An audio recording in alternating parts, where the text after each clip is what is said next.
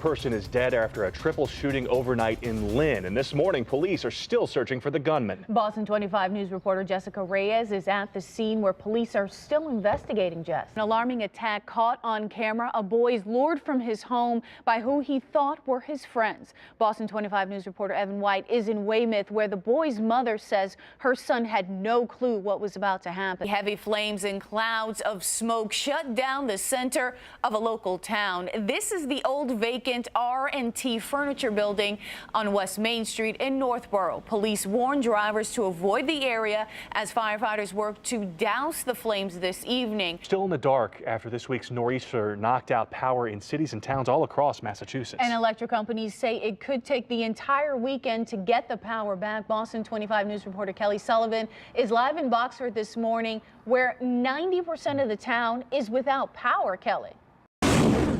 Well, along with tomatoes, cucumbers, and roses, they're growing something pretty special on a Cape Cod farm.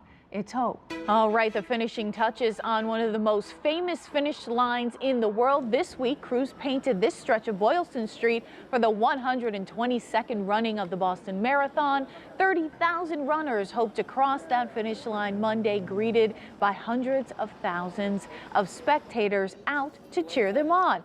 Well, it's no easy job to keep everyone safe on Patriots Day, but Boston's top cops and first responders say they're ready. Boston 25 News reporter Catherine Burcham takes a look at how security is being stepped up for this year's race. According to the CDC, black mothers in the U.S. die at 3 to 4 times the rate of white mothers. To put that into perspective, black women are 22% more likely to die of heart disease than white women, 71% more likely to die from cervical cancer, but 243% more likely to die from pregnancy or childbirth-related causes.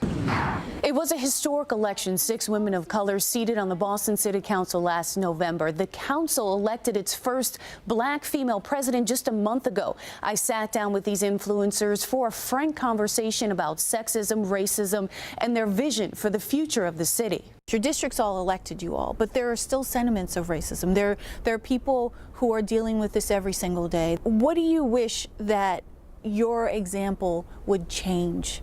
You belong everywhere, right? And you need to go everywhere. It's really causing a lot of controversy across the country. How does that fit in terms of bringing politics into the sports arena? Well, I think what we're really talking about is the need for a national discourse around race. They go to a game to be as a diversion, to have fun, to not think about this kind of thing. What would you say to that? I would say that sport has always been sort of a common denominator for people. A car fire created a dangerous situation in the Boston Common parking garage. A vehicle burst into flames yesterday afternoon on the first floor of the garage. This is all that was left after that fire was put out. The sprinkler system was activated and it prevented the flames from spreading to any other vehicles. Boston Fire says no one was hurt and the fire was knocked down before they arrived on scene. However, there is still smoke coming out of that burned car.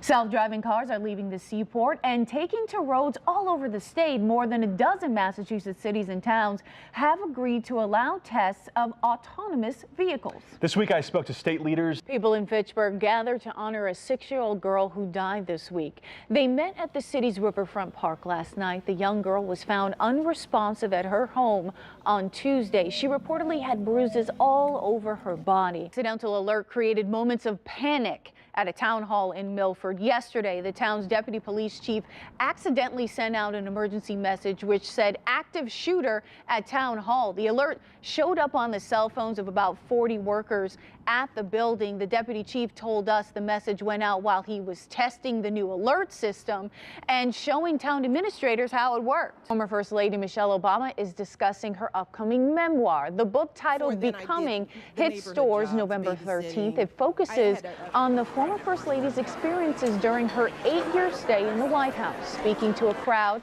at the American Library Association's annual conference, Mrs. Obama spoke about how she adjusted to the role of First Lady and the qualities that unite Americans.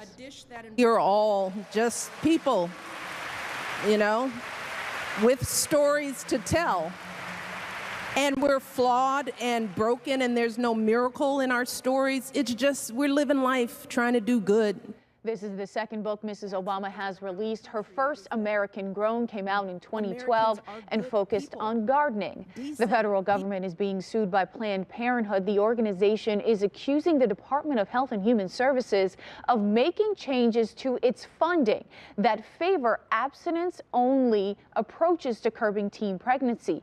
Well, you know, Anna Du is one of 10 finalists for the 3M and Discovery Education Young Scientist Challenge. Now, I spoke with her and got a first-hand look at what could be the next big invention. One day when I was at Boston Harbor, I noticed that there were a lot of plastics on the sand. So I tried picking some up, but there seemed to be so many more, and it just seemed impossible to clean it all up. A lover of marine animals, 12-year-old Anna Du of Andover decided to do something about that. This is for the camera for the navigation system.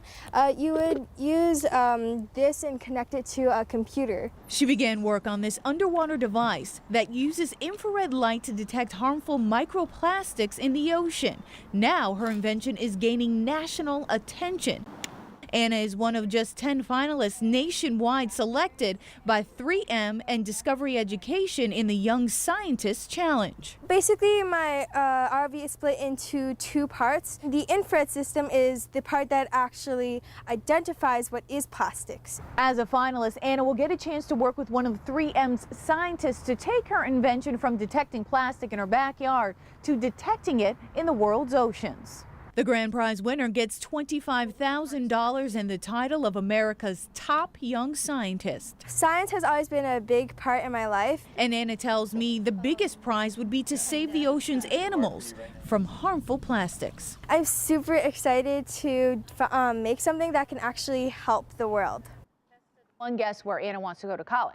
MIT to study marine-related science. She and the other 9 finalists will go on to the final competition at the 3M Innovation Center in St. Paul in October. And good luck to her. We'll begin with Boston Police Superintendent Chief William Gross, sworn in back in 2014 after 30 years on the job. He became the city's first black police chief.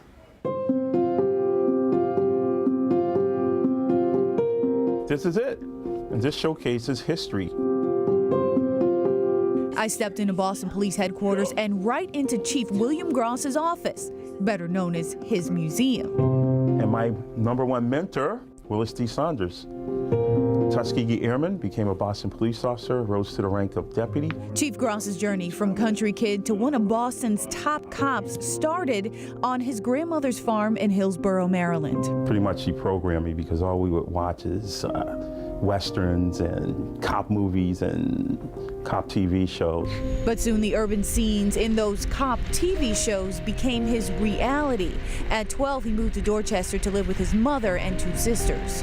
And I arrived in Boston in 1975 at the height of forced busing. So it wasn't popular to have that attitude of wanting to be on the police department then. More than 30 years after he joined the force in 1983, he was sworn in as the first African-American superintendent-in-chief for the Boston Police Department. I didn't even know if Boston was ready for an African-American chief, but I knew that Boston was moving in the directions that would distance it from its horrid past of racism and exclusion. Have you ever been the subject of racism on the job? Absolutely. When I first came on in '83 as a cadet, sometimes you would hear the N-word, and sometimes you would hear Caucasians spoke about in a certain way as well. The chief dealt with it thinking of his grandmother's advice when he was called the N-word back in grade school in Maryland. And then she said, baby, you need to tell someone first, because just because of the color of your skin, a lot of people are going to think when you hear something negative, you're going to automatically respond with violence. And you're bigger and better than that, and I taught you better than that. So take a step back. People can change. Views can change, but sometimes those being oppressed have to teach the oppressors. So when we take that victory away together, we can work on everything else. It's a lesson the chief says he teaches the young people in the community he works with, the cadets and the officers he mentors, like Officer Dennis Simmons, who died from injuries sustained in the hunt for the suspects in the Boston Marathon bombing. His photo has a prominent place in the museum. It was one of the toughest days of my career when I'm in the hospital in the emergency room watching him on that table, just hoping for one last breath. The command staff, the officers that are coming after you, what do you hope that they carry into the future? Never forget where you came from. And you should have that empathy, sympathy, care, and respect, because we serve the community. It's not the other way around. Chief Gross has focused a lot of his work with young people in Boston, including Operation Ceasefire, aimed at curbing youth violence.